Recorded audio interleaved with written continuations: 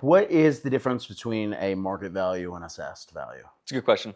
Market value is always going to be the market-derived best indication of what your property is actually worth, right? So it's going to be looking at the criteria, the spec sheet on your property, and what does the market have to say about that, right? So based on the sales that have occurred amongst similar properties in the most relevant area, they're going to come up with a value for your property and say, here's what we think it would sell for on the open market. Your assessed value is the value you're actually taxed on. And in many cases, it'll be the same thing, right? That's how ad valorem tax works, which means tax on value. They're going to, basically, if you're unexempt, if you have no exemptions applicable to your property, you're going to be taxed at your full market value. There are certain exemptions where it will create a lower value for your taxable value, like your assessed value. That's right. In that case, we would call, and in a lot of cases, we call that a capped value. Homestead exemption is the big one. Like that's what most people are going to deal with. That has a couple of different functions. It, first of all, removes a chunk of your value from taxation, just off the bat. The other piece that it does, so to explain that, if your property is $100,000, it's going to delete some of those dollars off the top and then apply your tax rate to the rest. The other function that it does is a rate of increase limiter to 10% per year.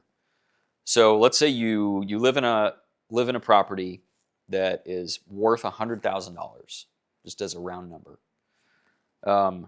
and you're taxed on that value in the first year. The next year,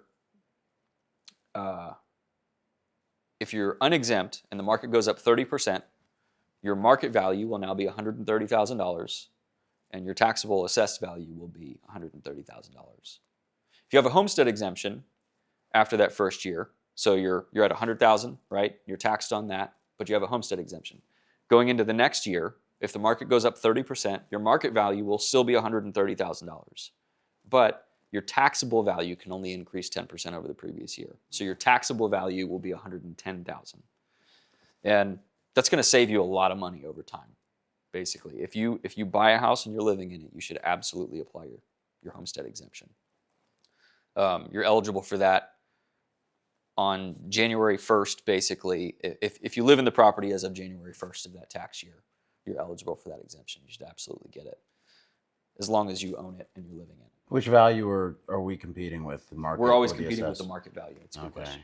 Is that a struggle, or can that be an uphill battle for us? It can be, yeah, because if we have a situation like that where we have a $130,000 market value and a $110,000 capped value, well, we don't start saving you money until we get this one down here, right? So we got to delete $20,000 of value before we save you a penny, and that's always the one we're looking at. We deal with that all the time. Even if you're capped, there's still a chance we can save you something, because as soon as we get it down to, $109,999, we start saving you money.